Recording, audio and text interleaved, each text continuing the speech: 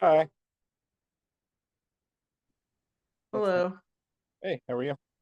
Good. How are you? Good. Jalen. What's up, buddy? Yo, what's going on, guys? Oh, you know. Chilling outside per usual, I see. Yes. What? Doing some porching. Fortune. Hanging on my poke. Yo, I love that term. Can we coin that term? Like, honestly, There is a absolutely horrible SNL skit that's so spot on about Vermont. I showed Marley it while we were in Atlanta. It's hysterical and horrible at the same time, but it's great. I'll have to send it to you. So when we went to move up here to Vermont, um my uncle sent us the skit, and it was, there's nobody here. What's going on? It's very strange. yeah, typically there's people in the waiting room. We got the right link. Everything's good. Everybody can check my goal high level. Everybody shovels. Everybody got the email, right? I think so. There we Oh, yeah. go. Okay, what to say? How's it going? Oh, happy Thursday. Happy Thursday, Karen. How are you? Happy Thursday. Great. Thank you. How are you? Swell. It's 70 or 80, almost 80 degrees here in Vermont in the afternoon, and it was 42 this morning when I went out rowing and swimming. So, you know, It's my kind of weather. right? I like the heat. Yeah, I'm not a heat person. I'm like, ugh. I'm a sun baby. Yeah. What's up, Walter? How are you? Hey Shane, how's it going, everyone? Good. How have you Good, been? Good. Good. Yeah. Yep. Think, Middle things of a going- few acquisitions, so Yeah. yeah. You made a few, or you have a few lined up? We're working on a few. Nice. So Love it's it. fun.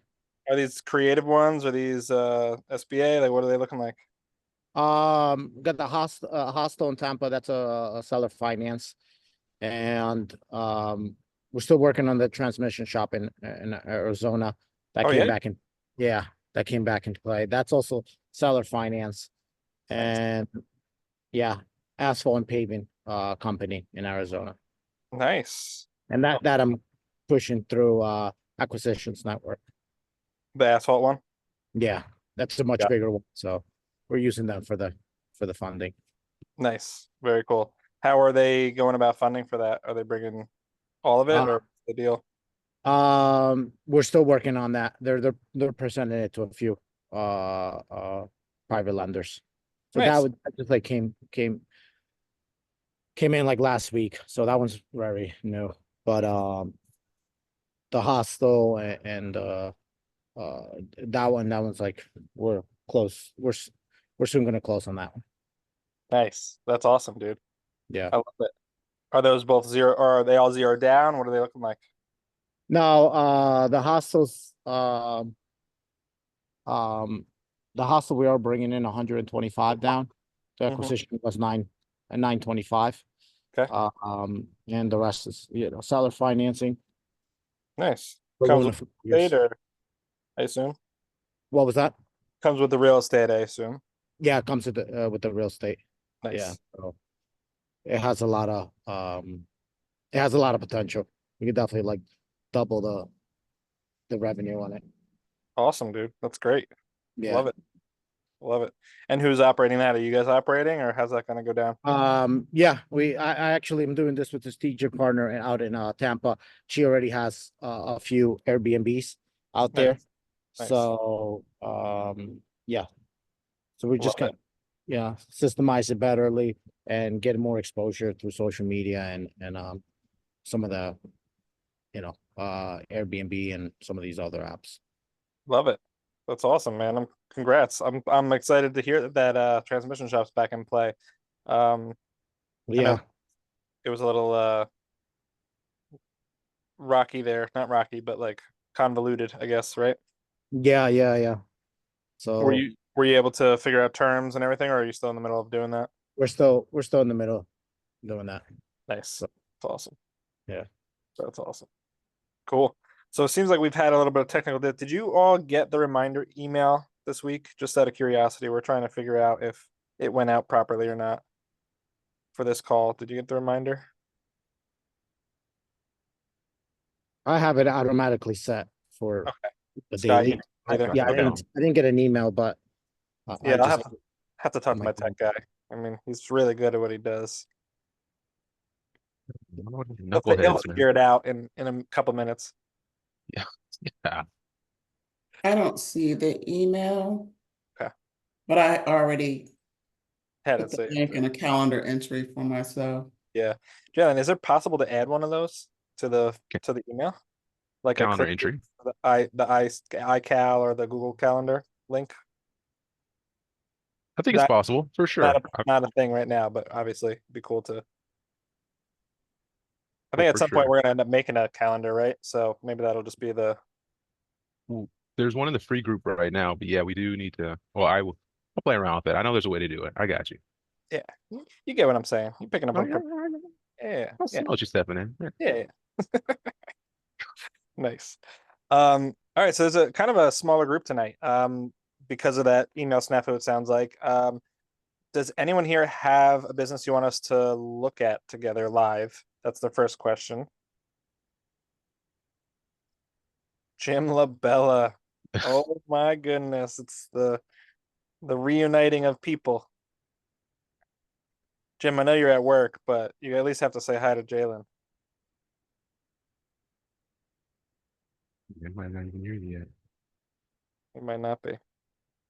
Um, so yeah, so I wanted to kind of give you the option of if we are going to go and talk about a deal, we can either pull one up and look at that. I also wanted to give an opportunity to talk a little bit about like mindset around what's going on and like how you're finding deals and just like what's going on in moving yourself to the next stage.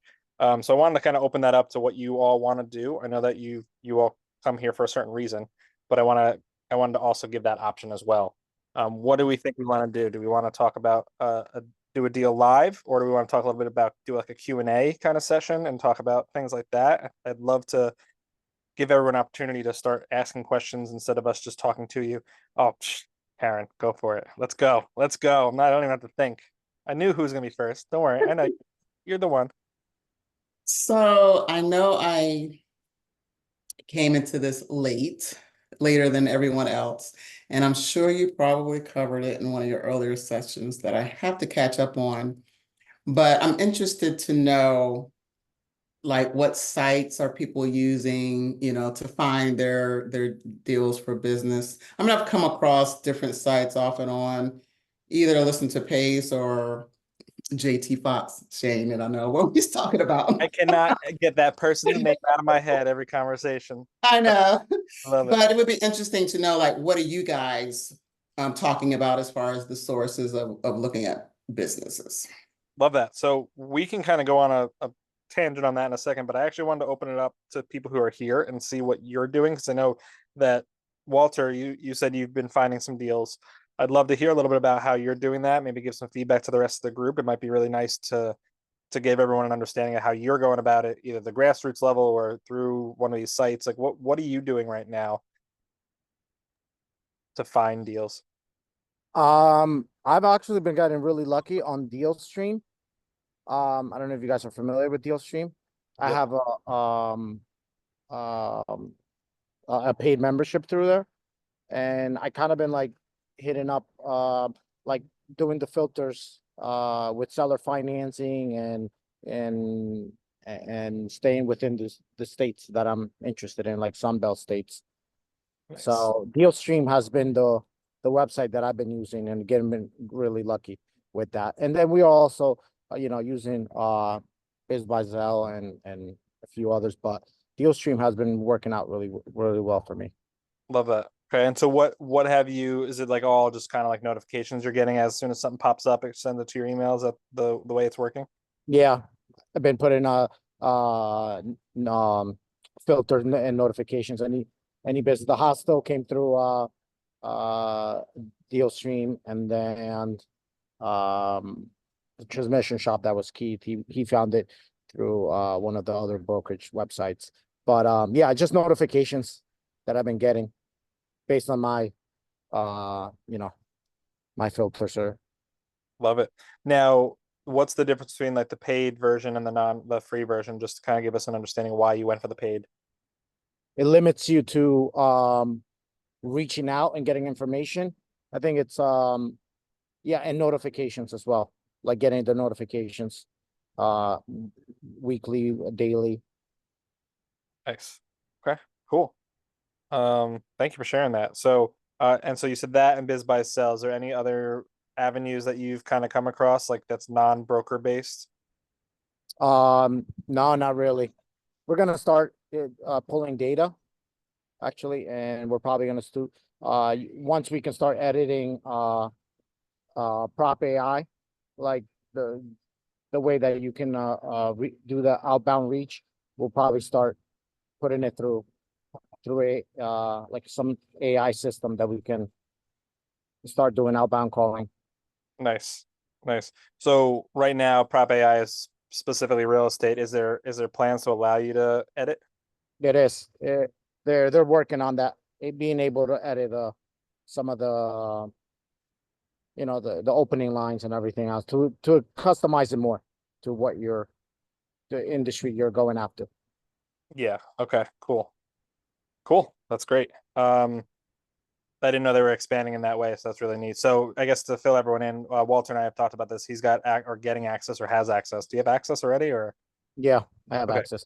So access to Prop AI, which is a cold calling real estate platform that uses AI to do the cold calling, and that's through one of the communities he's part of. And so that that piece, I mean, there's a lot of new like Air AI and different things, but you have to build that conversation in there so it can actually answer questions the right way. So sounds like you'll be able to swap out a few key components and keywords, I'm sure, and whatever else it takes on the back end to have those conversations and do it. And being that you're going business to business, it's not going to be as it's not really going to be too much of a concern because in terms of cold calling, right, like direct to seller cold calling with AI is technically breaking any type of, it's breaching that rule. But direct to bit or business to business, it does not. So pretty cool that there's access to those types of things at the was it FCC? Is that who in control of that communication type stuff? Can't remember. Yeah, I forgot the agency, but yeah, Yeah. it's one of those. Yeah. And how are they getting around that for the cold calling direct to sellers? The system is already scrubbing the do not call database Got it. Nice. Okay. because That's they got shut down a few times. I would imagine. Like the servers I would- got shut down, and they had to automatically scrub the list against the DNC. Nice. Got it. Uh, Cool. That makes sense. Awesome. Cool. Thank you for sharing all that, Walter. I really appreciate it. When you go about doing that, I'd love to have another conversation about like how you're tweaking that or like changing the conversation, right? Because it's going to be not a lot different, but a little bit different, especially if it's, from real estate to businesses. I'd love to have that conversation and see if we can have a conversation to figure out how to optimize that for you and with you. And I'd love to, have another conversation offline and see if we can talk about it a little more.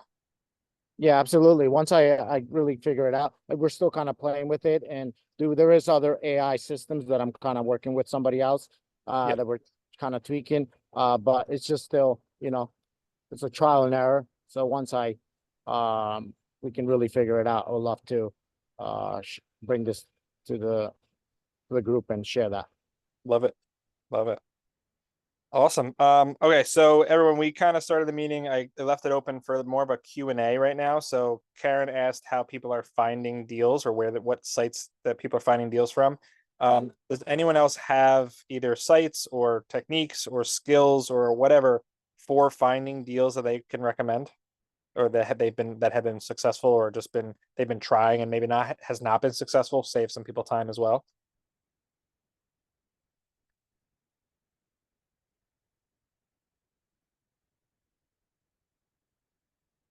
Okay, so what we'll talk about really quick is Jalen, do you have that, or maybe Marley, we have that list still? We sent out in one of our previous emails, it was a list of 600 brokerage sites. I don't know if they were all active or not, or like up and running properly. So some of them might just send you to a 404 page. I don't know, but they are lists that we have been working through some of our other partners that we've been working with. They shared it with us. Like I said, the list is not perfect, but it's a good starting point. So some of the sites that we've gone to is like BizBuySell. I mean, the standard big ones. A new one that is gonna be causing a bit of a ruckus soon is going to be Biz Scout.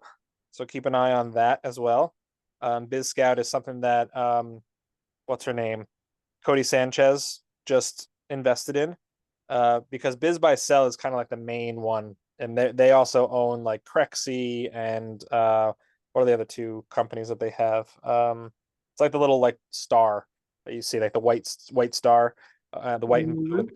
What's up? There's LoopNet and LoopNet, Crexy. that's it, LoopNet. Yeah, so they have that site.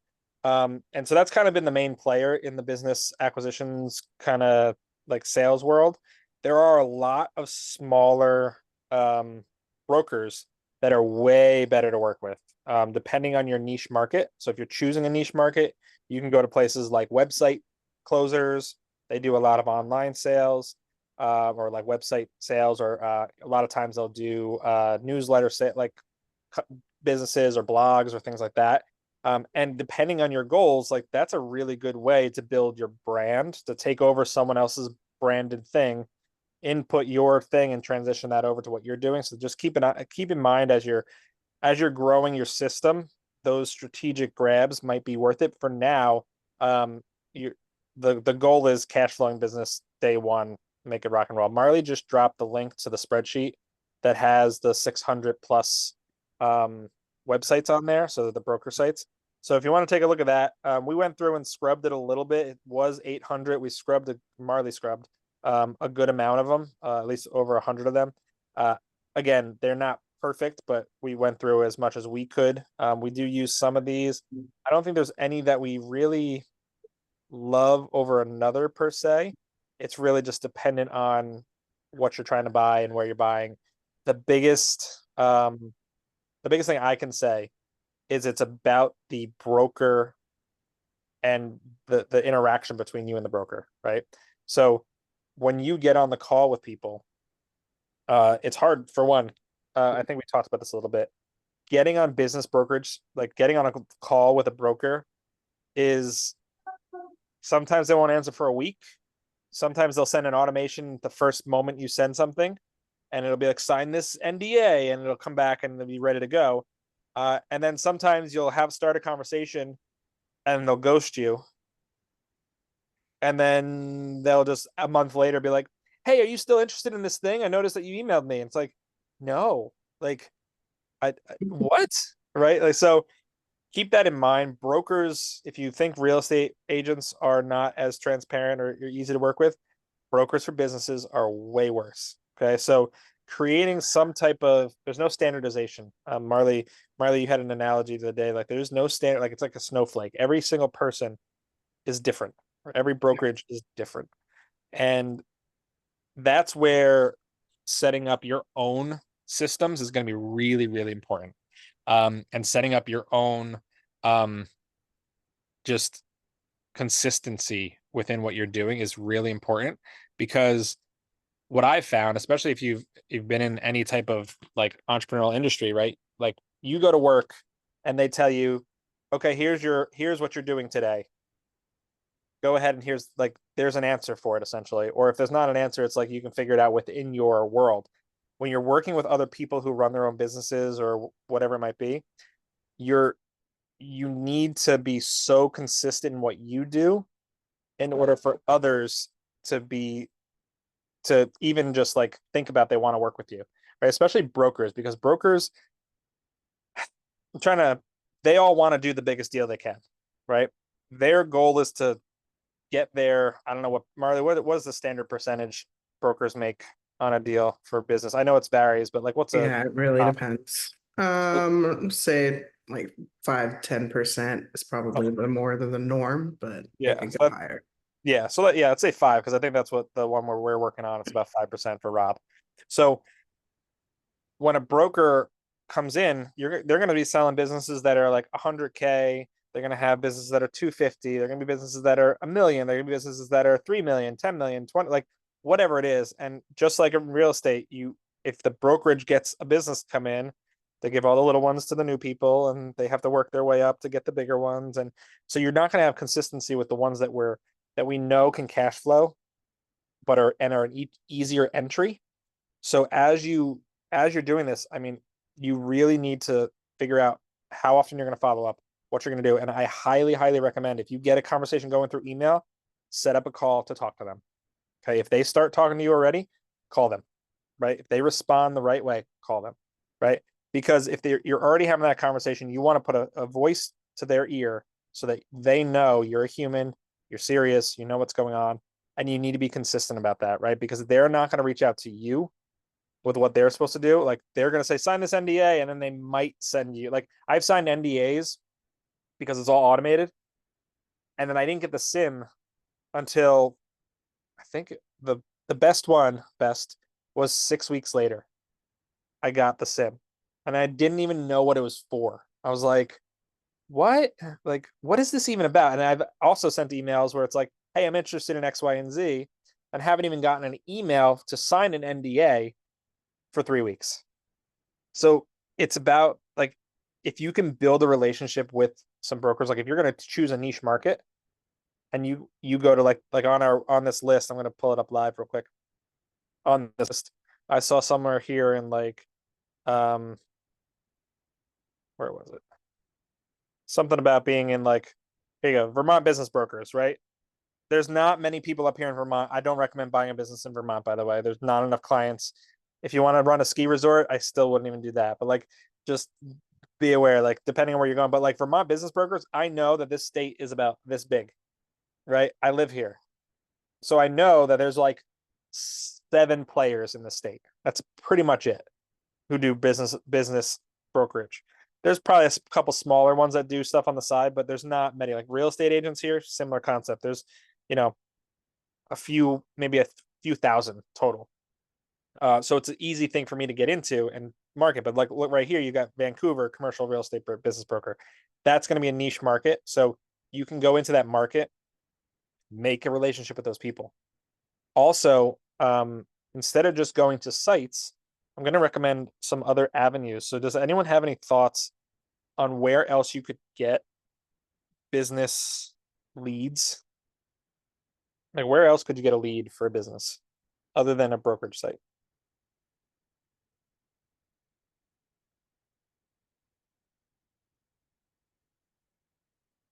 I'm a teacher. I can be awkward all day and and wait. I did this for 13 years with high school students. Um, yeah, so Pansy, social media, how though? How would you go on social media and do that? What would you do? Sorry. I actually got like on a Facebook page, a broker had posted about a business, and I, for the heck of it, I'm like, well, I should check this out. Why not? And I reached out to him through Messenger, and he actually called me back and kept me on the phone for like a half hour telling me all about the business, what they need to do to, improve it and, put into it and everything. It was pretty cool. I got to find his information. He was Yeah, actually a cool guy. that's awesome. So that is where that relationship, right? Like same thing with any mortgage broker and like small town banks and those types of relationships, they get you a lot further, especially in this world of like the VCs, right? Venture capital and equity funds. they can just come in and buy that 100K business and not even say a word, right? Like they're going to buy it for a 4x multiple because it fits in their little niche, like bolt on or roll up into their other businesses, and it doesn't matter, right? So all the brokers want a VC company to come and buy the business, right? They don't want us to come in and buy because we are quote unquote to them small potatoes, because we're not. Are you sure you have funding? Where is that coming from? Like all these questions are going to come up, and those are the walls you're going to run into. They're going to say, okay, I need proof of funds. So any business probably over 700K or so, maybe over 500K, they're going to want proof of funds. And that's really frustrating because my proof of funds is SBA, right? Like anything up to 5 million, I can get SBA, and all I got to do is put 10% down. So there are some things you need to either get pre-approved for an SBA. That could be one thing, pre-approved as a borrower. That could help you with getting through that wall, or just having things in place, or having a proof of funds from a partner that you're going to bring on, or from a lender that you might have, whatever it requires. Because a lot of brokers won't even talk to you if you put like seller finance down as your only option. They're not even going to have a conversation with you because that's not in the best interest of them to make the sale as quick as they could, because then they might have to wait for their fee, or they might look at it a certain way. So be aware of that as you're looking at businesses, looking at brokerage sites. Pansy, when you said you found it from someone who made a post, how else could you bring people to you? Like what could you do to have people come to you instead of you searching people out on social media? That's just to everyone.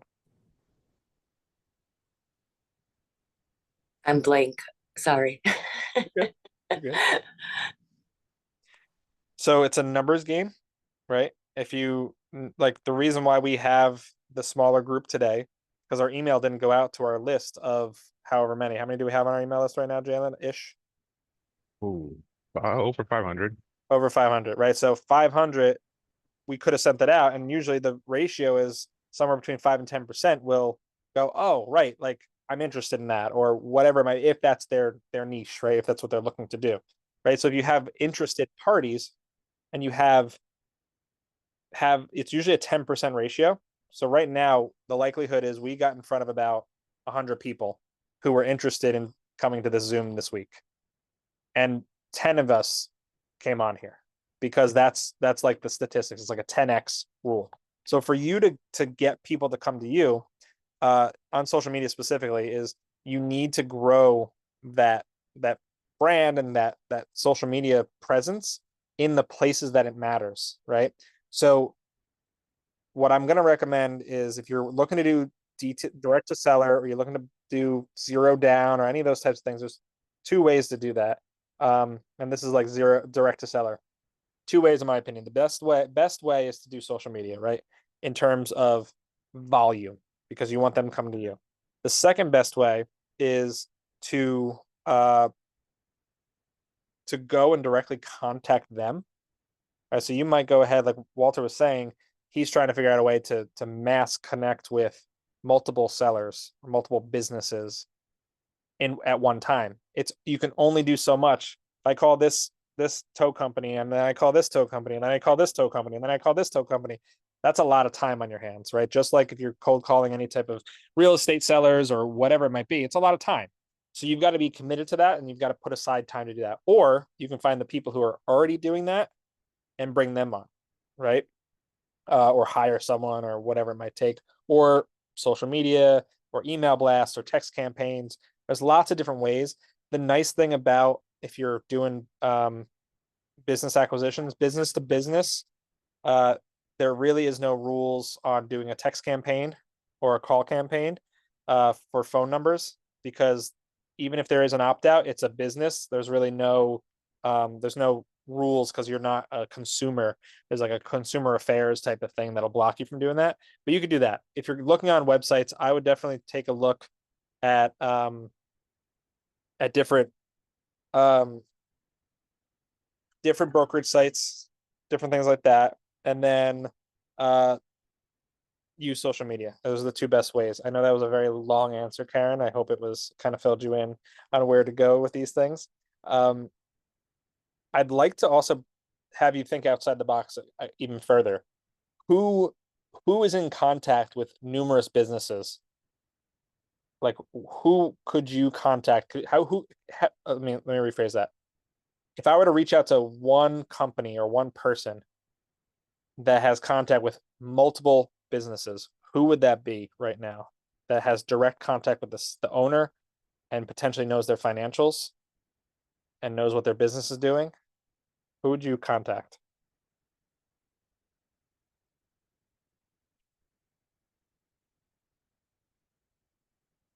As a lead source or a reference to know, like someone who kind of has an in with all these different businesses, who knows their financial situation, who knows what, if they're solvent or if they're making money or if they're not making money or if they want to sell or retire or if they're at that age.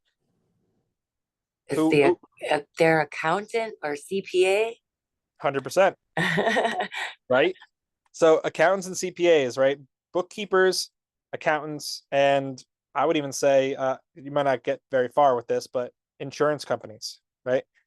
Business insurance. Those three things, but I would focus on the accountants, CPAs, and bookkeepers because they know what finances that are coming through that business. They know what company is going to sell soon, what one's going to just shut down. And that's what I would do if I were all of you. If you were trying to find a business, I would reach directly out to CPAs. I would reach directly out to bookkeepers, all those kind of businesses, and say, "Hey, there's multiple ways to go about it, but I would say like, hey, I'm looking to buy businesses. Is there anyone in your world that is looking to retire this year, right? Because coming up this year, it's the end of the year. Some people are getting ready to close down shop.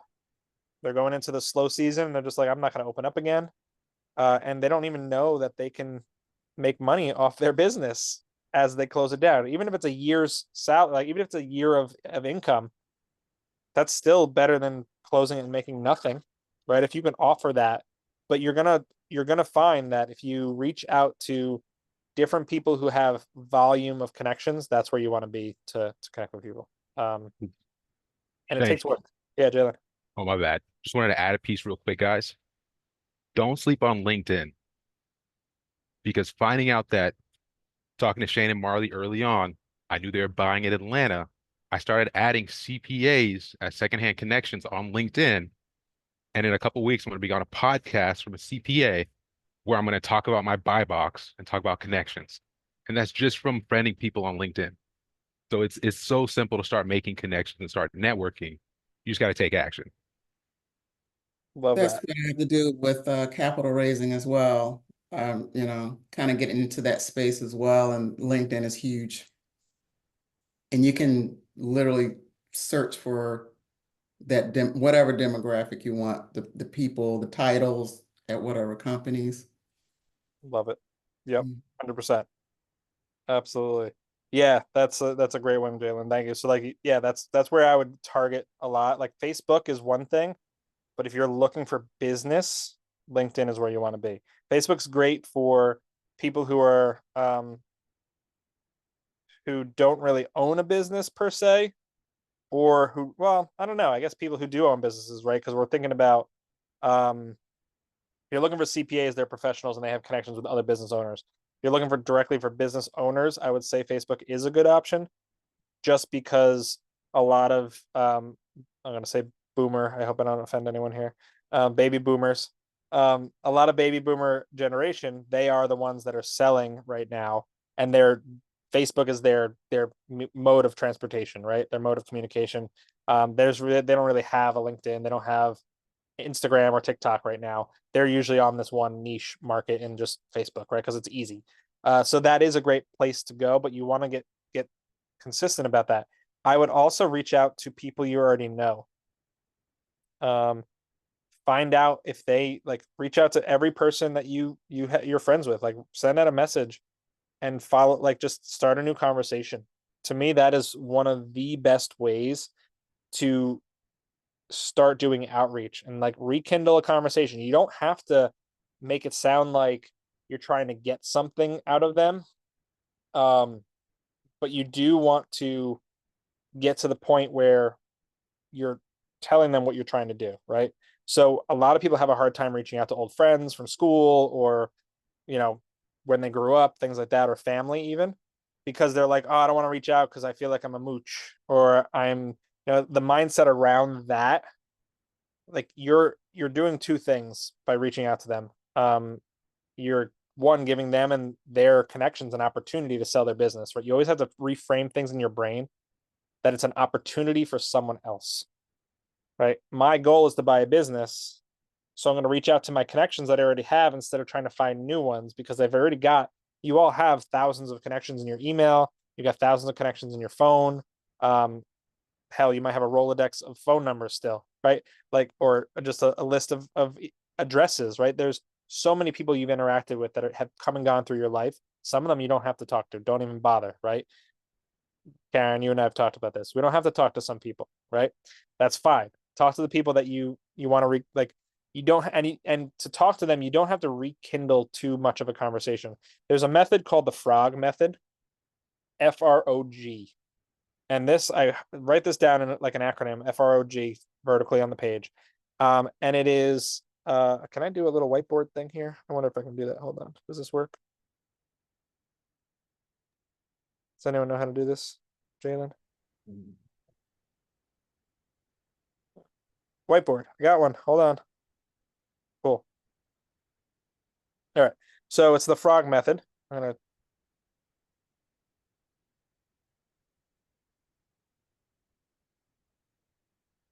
All right, so the F.R.O.G method. So what this is what you want to do is you want to reach out to them and you want to just have a normal conversation, right?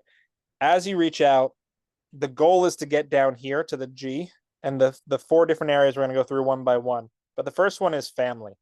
So you're going to reach out and you're going to say friends and family. You're going to say, hey, how's the family doing? What's going on? I noticed, because you're going to go on Facebook or you're going to go somewhere and look up a little bit about them to remind you of like I see you had a kid recently. How are they doing? I noticed that you went to Costa Rica with your family. Like, how was that trip? That sounds amazing. And then what's going to happen naturally, because humans, there's this something called reciprocity, right? Reciprocity is a reciprocal conversation, reciprocal. It's the way that we thrived back years and years and years ago. And it's why humans have survived, is because we're community members, or we're community people. And the way that we've gone to the levels we've gone to is from reciprocity, right? You have a let's say a tribe who, a native tribe of some kind, and what they would do is like, oh, you help me with this, I'm going to help you with that, because everyone needs a house to live in, right? So like we all need to help each other in ways, and that's how we survive. You think about Alaska. Alaska is a great example of that. Everyone in Alaska has to help each other. Your community in Alaska, you have to rely on the people around you, because the winters are so harsh that people check in on each other and make sure everyone's okay. But reciprocity just happens. It's how we interact as humans. So when you ask them about their family, guess what they're going to do? How's your kids doing? Oh, they're great. You're going to talk about the vacation you went on, or whatever you're going to talk about. And then you're going to say, recreation is the next one, right? You're going to say, oh, I have you been doing anything lately? I know we used to play basketball in high school. Are you still playing that? What's been going on? Like, are you doing anything fun this summer? Have you gone on any vacations? Whatever that might be. Recreation. They're going to ask you same question. They're going to say, oh, what have you been doing for fun? And it's a very easy conversation. You can get through this whole entire thing in 8 text messages back and forth, right? Hey, reaching out. I saw you had a kid. Just wanted to see how things are going. How's the new family? 1, and then they're going to reply. 2, things are great here. Have you been going on any trips lately? There's another question, and it's going to come back to you. And then it's like a ping pong match. And then you get to occupation. Then you talk about work, because now we're getting a little more serious. Now we're talking about getting our minds primed for money a little bit, and priming their brains to like, okay, this is getting a little bit serious. This is, but it's a natural progression, right? And then the last one is going to be goals. So you're going to ask them like, so what are you looking forward to this year? Like, what's going on in your world? Are you have anything going on that's really big in your life? Whatever it might be. And you're going to hit the goals mark, and they're going to ask you, oh, what are you doing lately? Or what are you up to? What are you working on? Oh, matter of fact, I'm going out and buying businesses. Like, this is what we're doing. We're acquiring businesses. We're doing X, Y, and Z. I was wondering, do you know anyone who's selling their business, who is retiring or anything like that? And that right there, just that small comment, you might hit a dead end road, right? But a week or two later, a month later, when they hear that someone's selling their business or they're looking to retire or they're closing down or whatever it is, they're gonna remember, Shane asked me about that. Let me, you know what? I might know someone who might be interested in that. And that's when you can say, I'm looking for service industry or whatever it is. And that's really how you go ahead and have these conversations, and very simple conversations. We're not asking them straight out like, hey, you want to buy my thing? Right? That's not how you do conversations, right? That's not how you spark up a relationship again that you might not have talked to someone for 10 years. But this is a very easy way. So the F.R.O.G method, F.R.O.G, family, recreation, occupation, and goals. What will naturally happen is they will reciprocate the questions back to you. And if it doesn't happen, you can squeeze them back in, right? But something to think about. Yeah, Pansy, it's pretty straightforward, right? It's we all do it in some way, shape, or form. But unless you have the mind of getting to the goal, you forget that like there's a progression to how things are. Well, how you were saying, maybe something doesn't come up the conversation right away, but a couple months down the line or whatever, they're like, oh, somebody was talking, that's me, like, oh, I was just talking to somebody who was wanting to sell their house or their business or whatever. That sounds like something that you're looking for, let me reach out to them. So yeah, it's just something that comes naturally. Yeah. Yep. Love that. Was that helpful to people? Do you think? Just trying to make sure I get feedback on it. Cool. Awesome. Yes. Thank you. So we have about a little less than 20 minutes left. I wanted to open up the floor again for any questions. Does anyone have any specific questions that they would love to get answered? That way we can, and I also want to know what you don't know that you want to start learning. That's my next question. Oh yeah, what do we got? Michael, what do you got, bud? How are you? Hey, thanks. Sorry I was late today.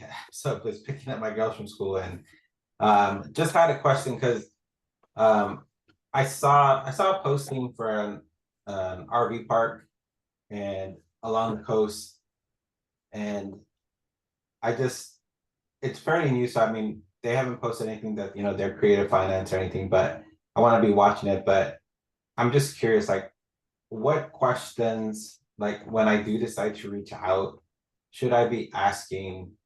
Because again, this is all fairly new to me. I mean, they have an asking price. They don't really share. There's no financials on here. I mean, there's some information that makes it look like it's a good deal, like the number of pads. It also comes with a house that they said that could be used for like if it wants to be like owner occupied, or you could rent it out. They even have an ice machine on site that also is another additional source of cash flow. So, and there's also potential to build a boat ramp to give people access to the Gulf. Everything has, water, sewage, electricity, Wi-Fi access. Everything's up to code, so they say. But I just don't know how to even understand if this is even something worth trying to pursue as far as like a good business. Yeah. So, yeah, that's a great question. So, is this through a real estate brokerage site or a business brokerage site? It's through. I don't know if it's probably like I think it's a real estate brokerage site. Okay. There's gonna be two different, like, that's why I asked. Know. I can tell you what site, but I don't know if you're okay if I share the site. Yeah, totally up to you. It's I was through Crexy. Crexy. Okay. So that could be one way or the other. It's usually real estate though. Yeah. So yeah, so essentially, when they might have a little more information because Crexy is a little bit more business oriented, but you're going to need the basics, right? You're going to need to know the T12, right? You're going to want financials for the past 3 years, especially if they've been running it as a business.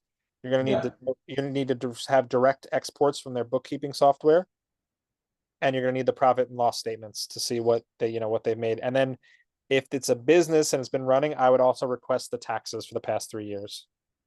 Marla, did I miss anything? No, that was great. Yes. Good And job. is this I just is this collect all the info information and give it to Marley.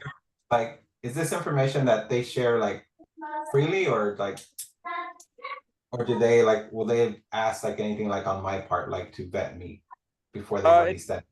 it depends on the broker, depends on the person. Again, Okay. you're gonna want to have a conversation. You're gonna want to know like what you're gonna want to know how they're selling it. Because a lot of times businesses or like property owners will sell like an apartment building as a building, not Yeah. like as a real piece of real estate, not as a business. Yeah, this is being sold as a business and building, business with all the buildings. Okay, so then if they're marketing it as a business and building, you need to have all that data. You're gonna need to know tax information. You're gonna need to know just everything. So just Okay. as you're gonna need you're looking at two different things now, right? You're looking at the real estate portion and understanding that all the costs for the water bills, things like that. That should be in the profit loss. That should be in the bookkeeping.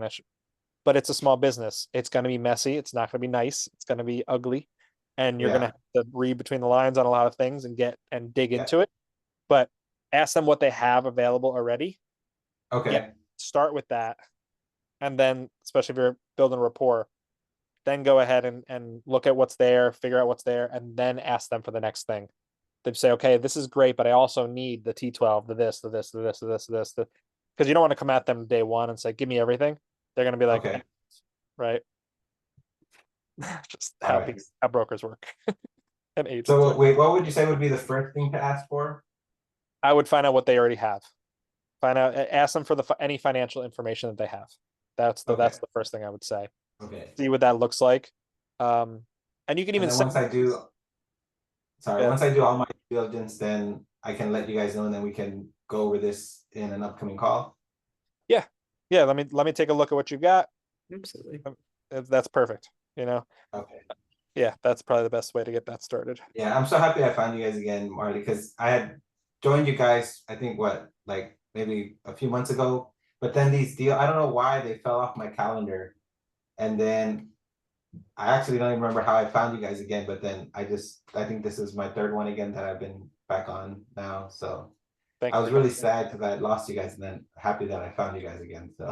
So are we. I'm glad you found us. Because Marley, you're in Austin like me, right? I remember. Yes. Yeah, that's right. Because I know, I was wanting to connect with you as well. So yeah, no, I'm really excited because this is something. I mean, I know I can't afford it, but if it turns out to be good, then this is something I was hoping that either we could partner, or you guys could help me figure out like what would be the best way to try and get people to get this going. But yeah, I want to buy businesses, and yeah, just want to start. Like Faye says, you're not going to learn until you just start doing. Just get in there and start doing. So yep. Yes. 100%. I'll probably be in over my head, but I know with everyone here on the call behind me, like it'll be easier. Absolutely. It's a volume game, Michael. You've got to reach out to 100 to get 10 to get 1, right? Yeah. That's the name of the game. So be aware of that. Like just reach out to them all, right? Yeah. And if not, just you don't have to focus, like you said, like you saw a real estate one, that's great.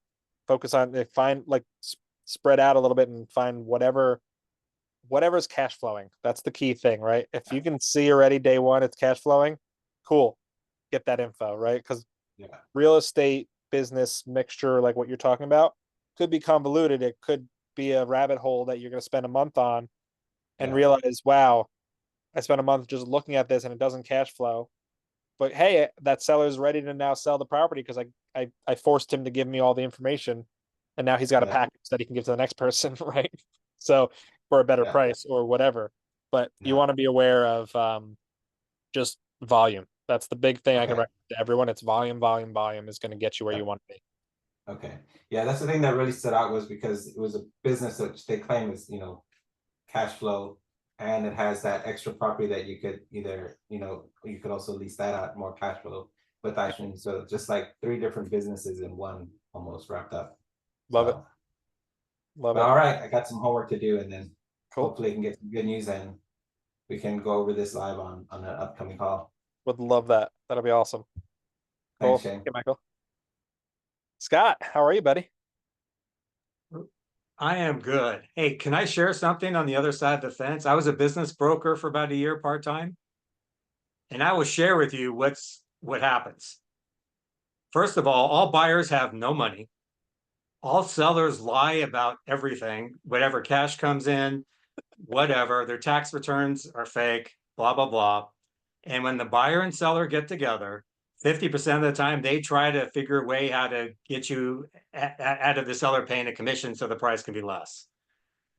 And it was crazy. I mean, I sold between, well, it's a $100,000 yogurt shop, and I sold like a $3 million moving business. Everybody lies. The guy that owned the franchise of the moving business, he said he was making $40 million a year. And when we looked at his financials for the franchise, he was making maybe 700,000. I mean, it was just crazy. So, you know, if you kind of work with the broker and let them know that you're going to protect them, that's the key. That's the key. Even if they have a listing agreement, buyer and seller, they'll work a deal where they'll pay so much now and then so much down the road. Well, those commissions never come in down the road ever, because, you know, they never hit their marks. And so it was interesting. It was interesting. I've never heard of that. I haven't either. Of yeah. Yeah. Marley's like, I got ideas now.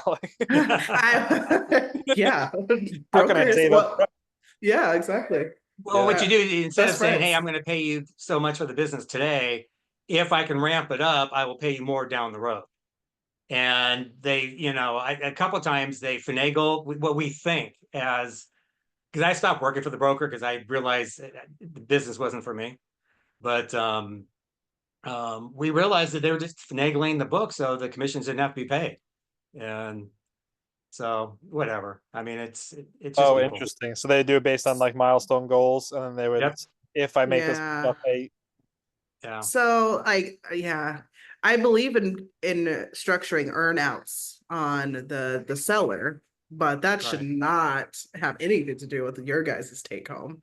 Yeah. That's more so just ensuring that, you know, if the books maybe don't agree, or they were very creative in their tax strategies, that they only get a certain amount up front, and then we have to make sure that the business is operating Yep. at that level, you know. But I've never heard of like this, the brokers kind of getting, I don't know. Screwed.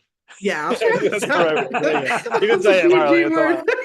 It's fine. Yeah. And Yeah. and the business broker that I was under, I mean, she's been in it for like 15 years. She was doing like EB5 stuff and all that. And it was just crazy. I mean, that's why I got out of it, because it's, yeah, I only did it part-time because she needed some help, and I've been in real estate for a long time, but and I'm no expert on it. I mean, I have a basic understanding, but I was pretty much an order taker. Yeah. So, It's but a question for you guys. So I went through Pace's, the buying the businesses, that little program. I mean, I left that thinking, okay, when you structure quote with no money down, either you bring in, I guess, a gator to come in, or not a gator, because those guys want 87% for 3 days worth of work. But like a private money investor, how do you structure that? The private money side or the Yeah. So yeah, that's a good question.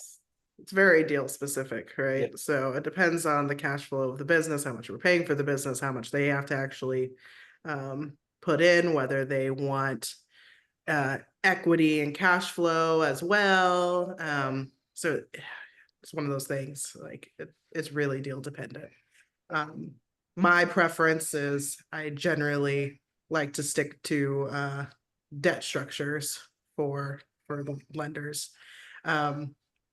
Unless they are someone that we believe can operate and sit in the business as well, then there's an equity component.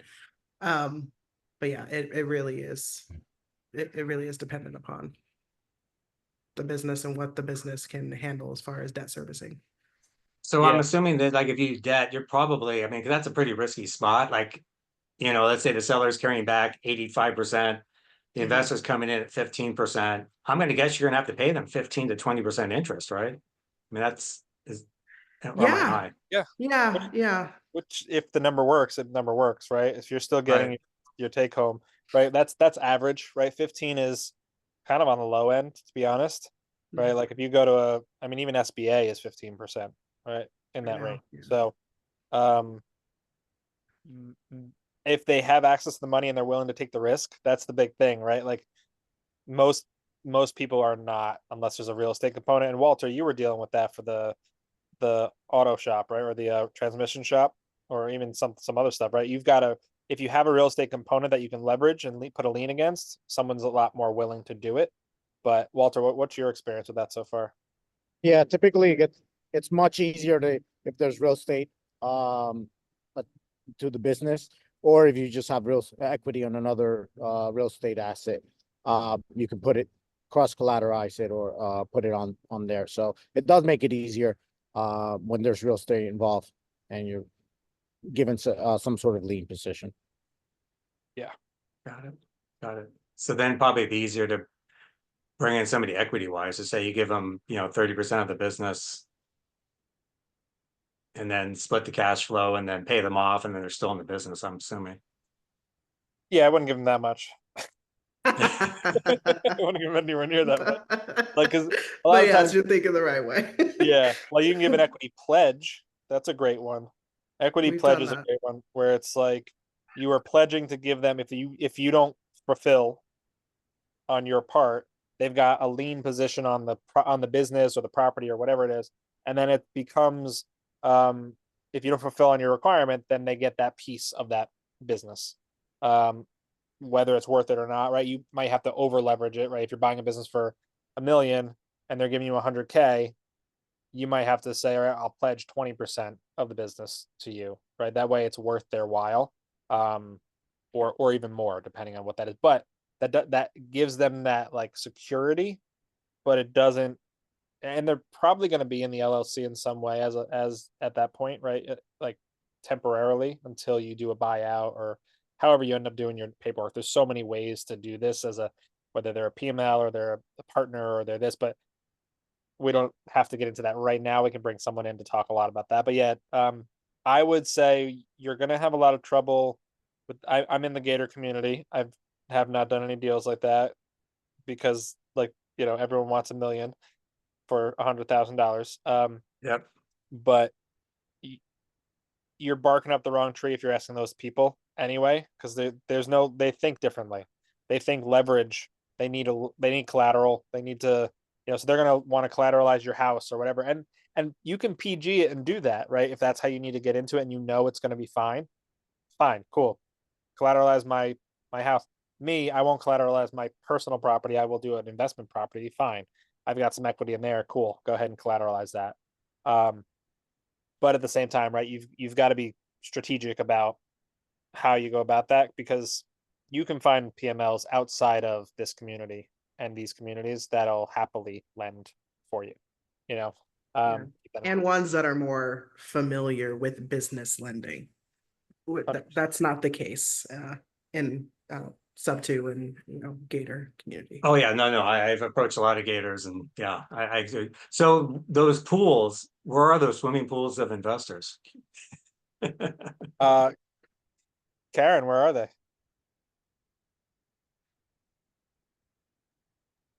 I Karen's just got- put a grape in my mouth, Shane. I know, well, I already said Karen and you went. I'm sorry. You just go to Karen. That's the pool right there. I mean, literally, for that this caliber of investor, and you're right, Gator is a different mindset. I'm in Gator. I was already PML before I even learned about PACE, but Gator seemed like the logical space just because it's about lending. So it is a different type of investor that you kind of want to keep separate from like the longer term or larger scale, investments. I'm learning right now as a capital raiser that, as far as targeting certain caliber of people, like we mentioned before about like LinkedIn is huge. Just by my cleaning up my LinkedIn, profile about a month ago after 2 years, it's unbelievable how many people have just reached out to me that are that caliber of person. And I haven't even looked out for, search for anybody. I'm just commenting. I'm just giving comments on certain posts, but I'm following certain posts. I'm following certain companies or certain people that are in this space anyway. So it's just been amazing to see people reaching out to me that are that caliber of person, or that would know that caliber of person, or, you know, so that's an easy one, I think. And a lot of it's just networking. Like, I'm going to a capital raise conference next week. So for 3 days. So I'm sure most people in that space are falling in that category as well. They know people in that category as well. I mean, I'm an investor, you know, I'm one of those people, you know, I invested in multifamily and commercial myself as an LP. But yeah, it's just networking in the right spaces. What's the conference you're going to? It's the Hero Capital Raise. Oh, the TMI? Yeah. Yeah. Yeah. Okay. Yeah. So I decided to go to that because it'll be my first capital raise one. I've been to lots of other conferences, PML and multifamily and things like that, but this will be the first one that's actually focused on that. So Cool. Good luck. Love it. thank you. I'm gonna Where's need that? it. Where's that at? Houston. Nice. Mhm. Yeah, I'm on the road again, on the plane again. You'll be kind of in my neck of the woods. Still Yeah. 3 hours, but I was gonna say, when is that? What's the dates on it? Next Thursday, Friday, Saturday. What's that? 19th through the 21st. Well, I will be in Austin on the 20th until the 30th because we're closing on one of our businesses, and I'm going next week to Marley. Wow. So if you want to just zip on over, we can meet halfway and we can hang out. You know, I already have a couple of my Austin people telling me to Sure. come. I'm like, Sure, okay. It's fine. Yeah, let us know, Shane. If you guys are okay, gonna that's just- something else I'll for be us to there. talk about, Shane. You're in Austin, because Yeah. I might be partnering with someone in Austin to get my feet wet in properties. Let's go. Sounds good. Yeah, Michael, let's definitely see if we can set something up. I'd love Marley, to meet you guys. maybe we can do a little Yeah, meetup or Marley. something. That might be a Yeah. good. We'll talk about it. I think we'll make something All right. happen. I liked Austin when I visited earlier this year. That'll be my first time. Marley's gonna be taking me. You guys are gonna have to show me around. lots of fun. Awesome. We have one more question, and then I know that some people have to go. I don't want to keep everyone too late, but I would love for anyone to stay. I'm gonna stay for a couple more minutes. Pansy, what question do you have for us? I was just wondering, and I know I've missed a lot of these, so you may have said it. If you guys had anywhere with information of questions to ask the brokers about the businesses, when reaching out to them, type of thing, something like that, like a guideline type of. Yeah, I think we can pull something like that together. As you know, it's organic, right? As you want it to be as organic as you can. Right. Yeah. Um, And what types of businesses, so I can, put the feelers out, because I found the information for that one broker that I was talking to before. So like want to be more prepared Yeah. with the right questions to give him. Okay, sounds good. Yeah, Thank- we can pull something together and get that out in the next email. It'll be we're not going to give you a script because again, everything's so dynamic in all of this. Oh yeah. No, that's think not you'd what want- I'm looking for. Yeah. Just kind of generally like the types of businesses, I guess your buy box for the businesses, and then, maybe just some questions that are useful, or, to get the information or whatever. Sounds So good. that's it. Yeah, thank you. Yeah, absolutely. Thank you for asking that question so that we can kind of move that one forward.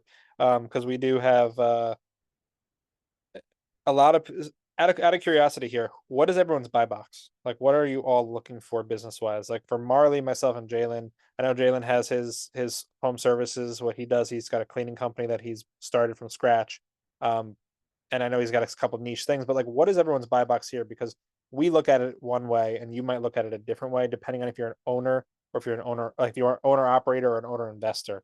So, what is everyone kind of looking for? Walter, I know you like one of your partners is operating, and you guys are kind of operating and uploading and like increasing, but or optimizing is the right word. What is everyone looking for here? So Walter, what is your buy box right now? My buy box is, I've been in real estate for about 15 years, so obviously anything real estate related and home services. So I'm going after like plumbing, electrical companies, pool, roofing, all of that. And the automotive, I have a strategic partner, Keith, in Arizona. So there's that transmission shop that we're working on. So yeah, mainly home services, property management and manufacturing. We've been looking into manufacturing businesses as well. And that's because of Acquisitions Network.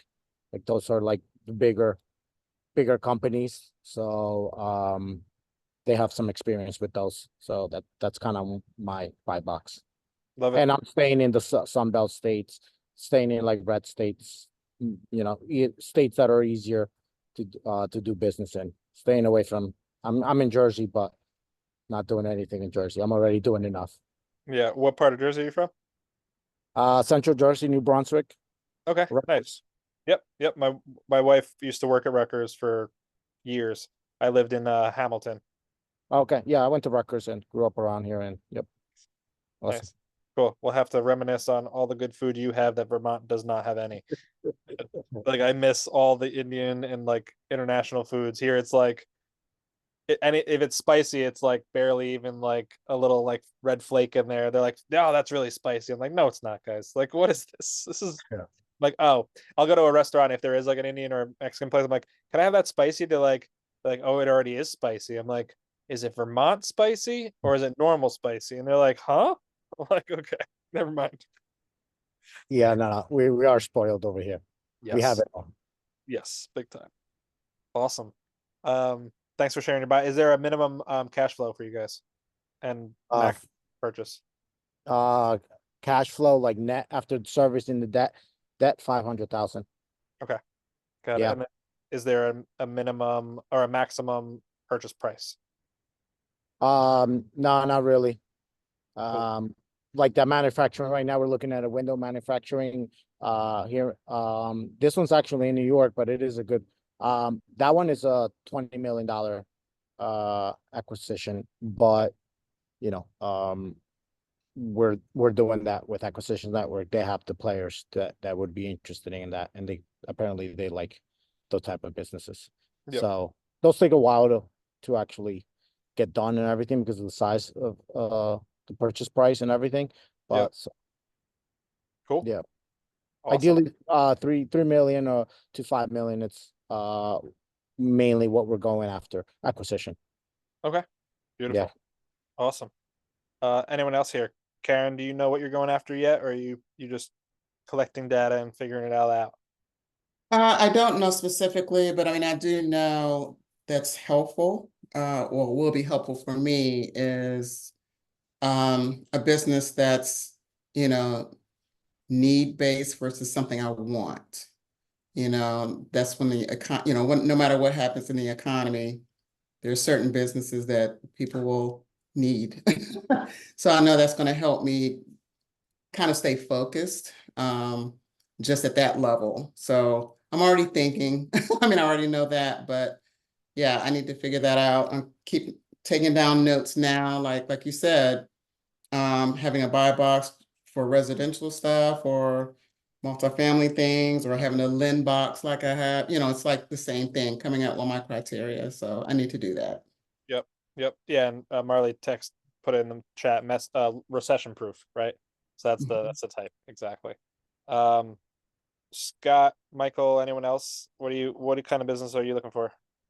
Yeah, I can talk. Well, I'm a general contractor. I flip like 200 houses and I've been brokerage forever. And I'm looking right now at self-storage pretty seriously. But for me, it's like insurance restoration, plumbing, heating, just stuff that, again, recession proof, because who knows what will be next year. And I've gone through a couple crashes and I don't want to explain to the wife, money's gone again. That happened to me in 2007.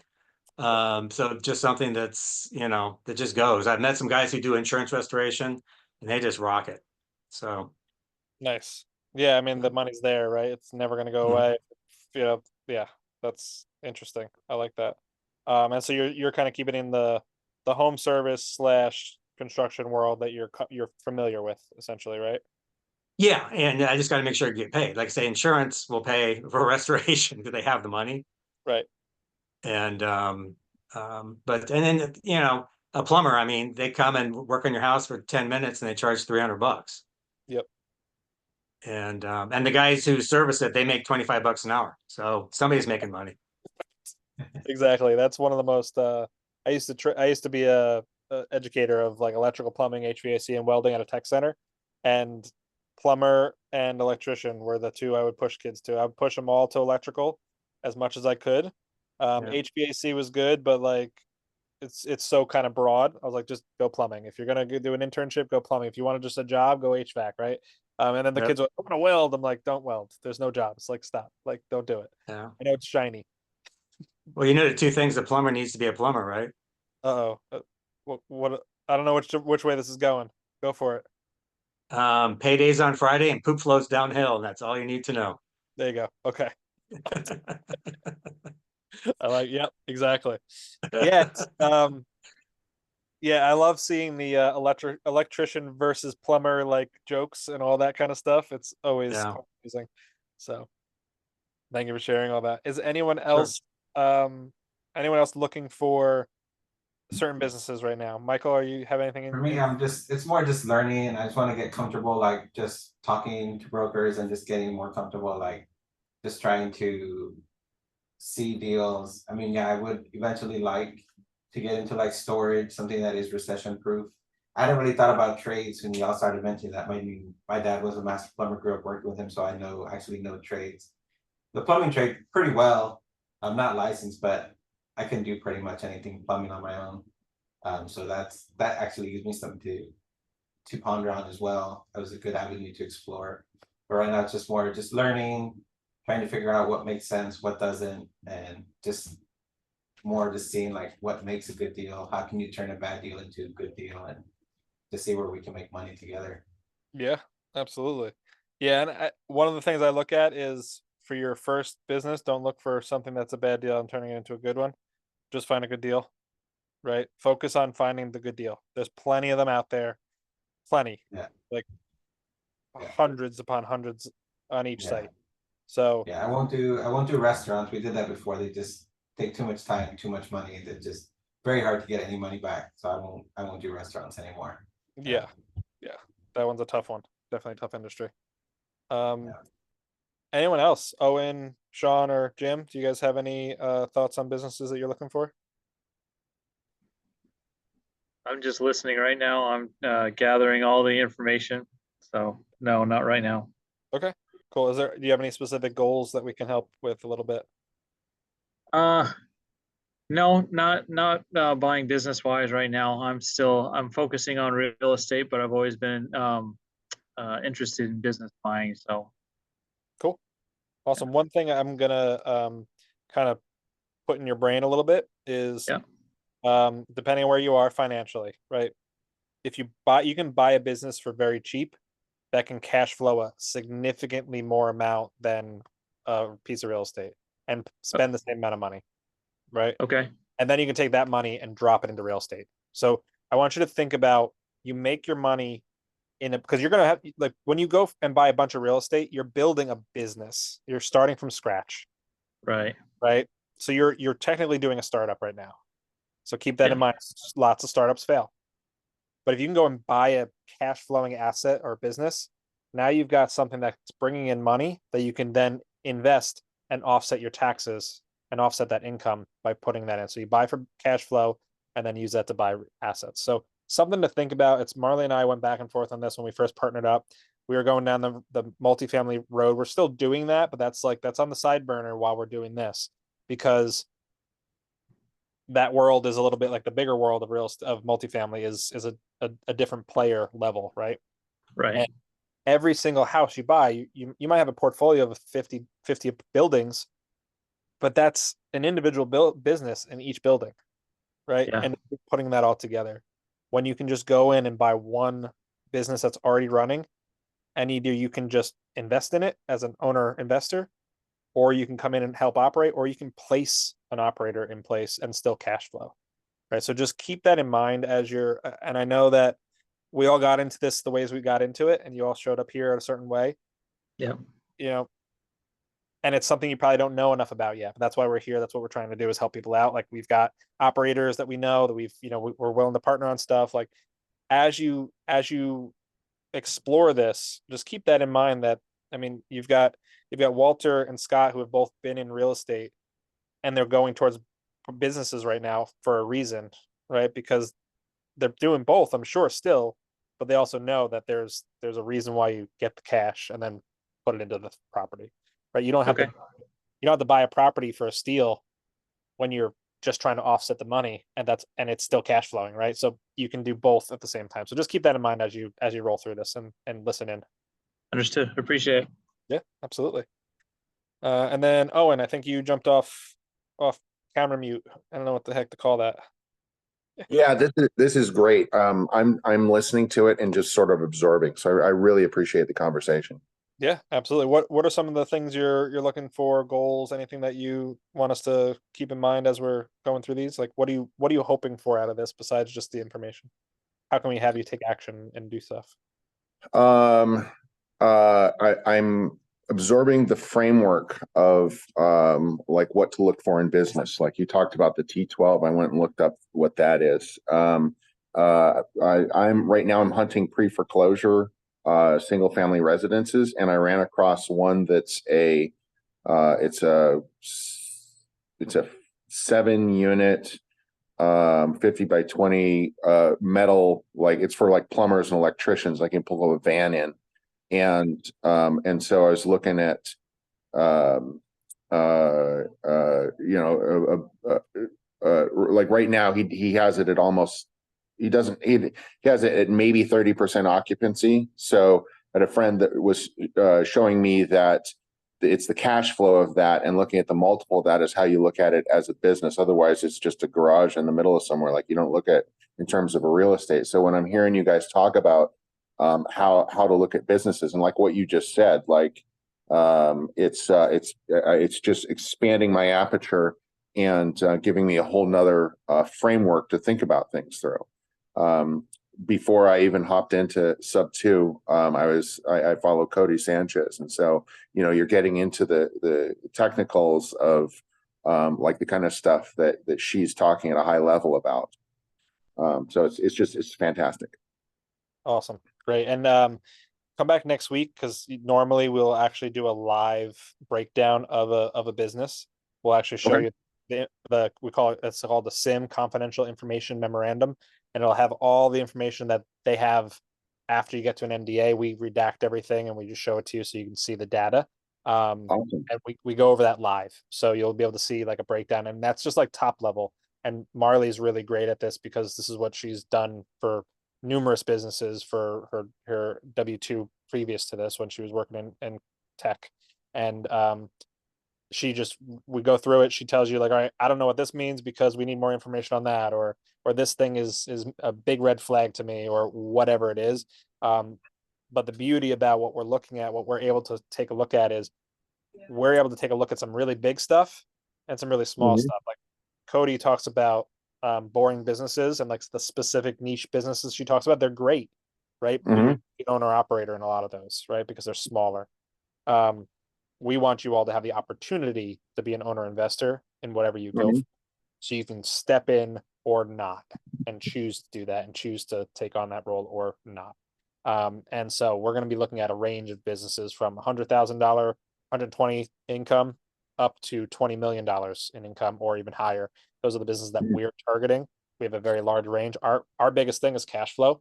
We don't care as long as it's not a sin industry, right? We've kind of narrowed that down to that word, the sin industries. We're out of that, right? As long as it's not in that world, and it's, it doesn't harm anyone, we're good. Like, and it's cash flowing, sign us up, right? as long as it's, and we have a minimum threshold, just like Walter does. 500K is our minimum threshold on anything. So as you all come across stuff, like same thing, as you're talking to these brokers, as you're working on that, keep us in mind, right? Like if you need an operator, you need someone to come in and help with purchasing it, and you want to have a piece of that, or you just want to learn the process and just take a fee for finding it. Like there's so many ways we can do stuff together. Again, when we were talking to Scott, people who bring money, depending on where they are in the business, like if they can place themselves in the business, they might get equity. If they can't, then we might do something else, or whatever it is. There's so many ways for us to work together that we can help you get to where you want to be. And our goal is to just show you all how to get there. Cool. Does anyone else have any other questions before we jump off? We went over by like 21 minutes. I apologize for those who had to go. And is there any other questions? Where do you All buy in Texas next week? Where do you guys? Yep. So we are buying a software company. It's a PPC SaaS company for marketing. So it's not in Texas. It's just where Marley lives, and that's where we're going to do all the meet the seller, and he's flying in international actually to close this with us. So we're going to have a really great breakdown of this business post close once we're able to share. And we're going to do that within our community, and we're going to talk about what all this looked like and kind of take you along with us, so you can all see what we went through, because it's going to be a really cool business, and it's going to open up some opportunities for all the small businesses that you are all connected to as well, because it's a SaaS company. It allows you to do marketing yourself for pay-per-click, and it's astronomical. It's like a marketing agency in a box is why we're going after it. So we're really excited. That's awesome. Congrats. Yeah, thank you. Cool, everyone. Thank you so much for coming on, as always. What I'm going to recommend is all of you do some homework, and your homework is to reach out to 10 and have conversations with 10 different lead generations people, right? That's either CPAs, bookkeepers, brokers. I would also recommend, so that's the professional side, and I'd also recommend reaching out to 10 more of your family and friends and have that F.R.O.G conversation. So that's 20 different conversations by the time we meet next week. And I'd like you to kind of pull all that back, pull that together, come on back. I want to hear about that, because that's where you're all going to grow, is having these conversations about how those went, how they didn't go, if they worked, they didn't work. At some point, we're going to start adding in some, what is it called? Hot seats, or like when you role play. We're going to add some role play calls at some point to these, so you can all practice different conversations as you go through. All right, so homework is 20 different new connections, 10 of them being brokers or CPAs, or however you think you can get to large amounts of connections of businesses. And the other one is 10 connections with family and friends that you could connect with, and just tell them your goals and see if they can, just to get get that in their brains that you're looking for that kind of stuff. All right. Everyone have a wonderful, wonderful week. And if you need anything, you need us to look at any deals, please reach out, and we'll take a look at them with you, and we'll jump on a call at some point, or we'll bring it on here live. Happy to do that. Thank you, Shane, so much. Thank you all. Bye. Thanks. Thank you.